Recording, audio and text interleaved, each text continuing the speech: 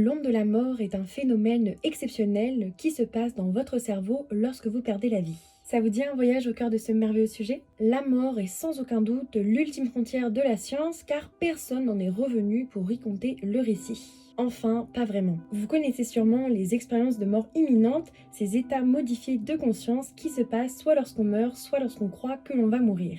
Et les récits de ces voyages aux confins de notre esprit sont nombreux et recensés depuis des millénaires. Au-delà de ces aspects psychologiques et spirituels passionnants, le fait de mourir engendre également un changement drastique dans nos connexions cérébrales. Et oui, on pourrait penser que la mort éteint à tout jamais la lueur dans notre esprit, mais pourtant c'est peut-être bien le contraire. Lorsque notre cerveau va arrêter de recevoir de l'oxygène, son équilibre électrique s'écroule et cela va enchaîner la perte de nos fonctions vitales. Mais pourtant, cette marche vers le silence éternel va être brusquement interrompue par une onde d'une grande amplitude prenant place dans les couches profondes de notre cortex cérébral. Affectant les ondes alpha, bêta, θ et gamma, cette onde s'affirme comme un sursaut d'énergie qui va complètement à l'encontre de nos intuitions quant au processus de la mort.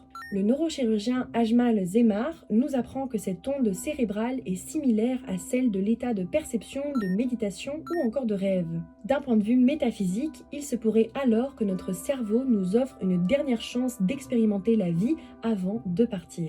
Certains chercheurs suggèrent par ailleurs le fait qu'elle pourrait peut-être être à l'origine des expériences de mort imminente. Mais alors, quels sont les enjeux d'une découverte aussi révolutionnaire ? Eh bien, sachez qu'elle ouvre une piste quant au fait que la mort est un processus qui aurait le potentiel d'être réversible. En effet, si la médecine déclare le décès lors de la cessation de l'activité cérébrale, cette onde de la mort nous prouve qu'il ne serait peut-être pas trop tard pour sauver l'individu. Prenez cependant en compte que pour des raisons éthiques, l'onde de la mort n'a été enregistrée qu'à une unique reprise et en plus de manière complètement inattendue, ce qui est bien évidemment largement trop faible pour aller au-delà des spéculations à son sujet. Cependant, c'est une porte majeure fort longtemps cadenassée qui s'ouvre pour le bonheur de notre merveilleuse science. Qu'est-ce qui se passe exactement lorsqu'on meurt et est-ce qu'elle signifie nécessairement la fin de notre conscience? Peut-être que la recherche sera bientôt en mesure de répondre à toutes ces questions. C'était Magus Planète, une chaîne sur laquelle on explore les merveilles de l'univers et de l'esprit à travers la science et la philosophie.